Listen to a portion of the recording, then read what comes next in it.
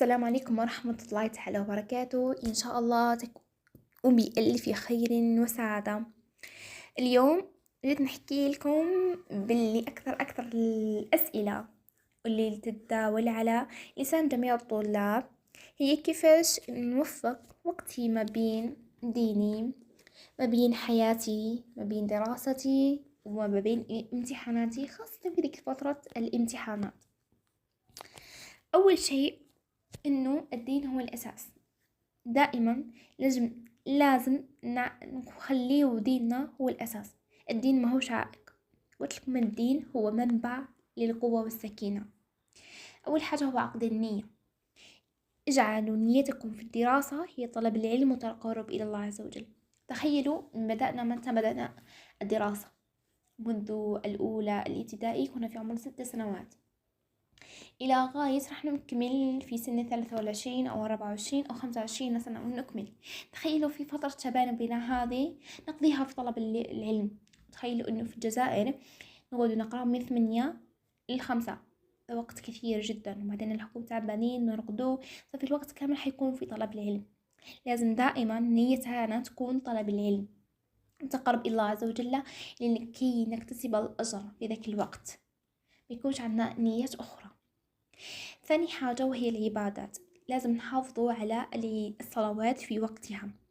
لو كنت تدرسين الصلاة هي في 5 دقائق أو 10 دقائق ماكسيموم ربع ساعة، لكنها الصلاة هي تعيد لنا ترتيب كل ما في داخلنا.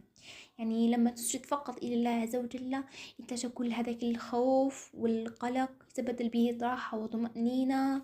هذاك القلق تاع كما كنت نقرأ أنا هذا ما فهمتش هذه الفكرة، راح يروح، راح يتبدل فيها هدوء جديد، يعني راح تعاود تجدد الهدوء بما داخلك وتكمل. ثالث حاجة وهي الورد اليومي من القرآن الكريم. الورد يعني شوفوا لما تبدأوا يومكم بالقرآن الكريم حيكون فيه بزاف بركة.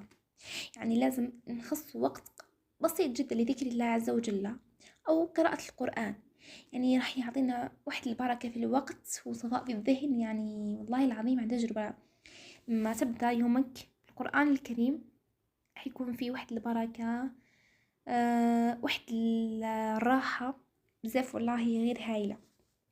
جربوها وقولوا لي. ثاني حاجة وهي لازم ننظم وقتنا بذكاء. المشكلة مو في كثرة المهام، المشكلة في كيفية أداء هذه المهام. راح نعطيكم 3 خطوات من أجل تنظيم وقتكم بذكاء. أول حاجة وهو وضع جدول متوازن. كيفاش هذا؟ قسموا يومكم بين الدراسة والعبادة والراحة. يعني مثلا أنا نقرأ 50 دقيقة، ندير 10 دقائق راحة للذهن. هذيك 10 دقائق وش ندير؟ مثلا أنا حابة نتأمل في الله.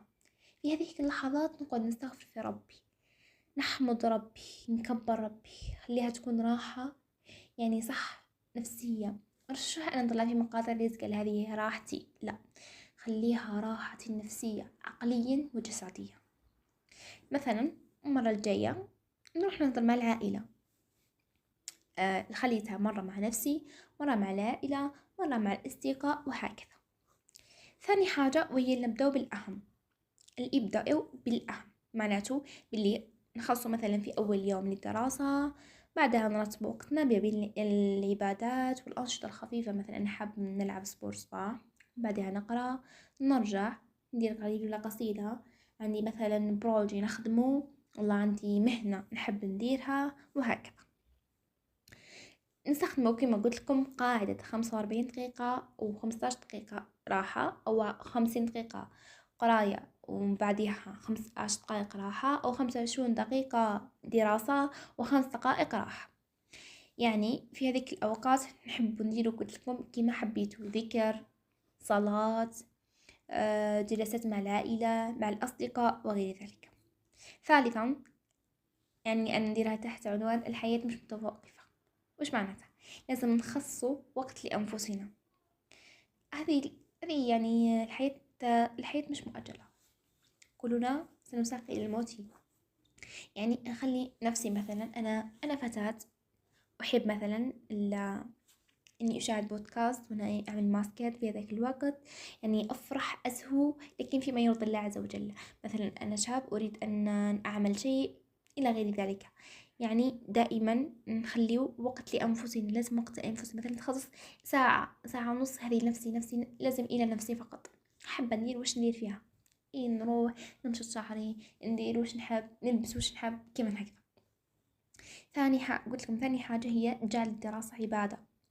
في الوقت اللي حنكون ندرس فيها راح نكسب عليها الأجر، راح نكون مثلا إني حنساعد بها ناس مستقبلا. النجاح مثلا لإرضاء والدي باللي راني نقرأ، باللي بعد نرفع شأنهم، ذلك راح يكون أهم شيء. يعني في الأخير نقول لكم باللي الدين ينظم وقتنا، والامتحانات تختبر صبرنا، وحياتنا تكتمل بتوازن بينهم. يعني لازم تكون هناك متوازن بين الدراسة والحياة والدين. وفي الأخير أتمنى أن استفدتم من الفيديو هذا. أي أسئلة أتركها عليه في التعليقات. صراحة ماذا تريدون أن يكون لنا، اكتبوا لي أي مواضيع تحبونها. بالله عز وجل سوف أكون معكم دائما. السلام عليكم ورحمة الله تعالى وبركاته.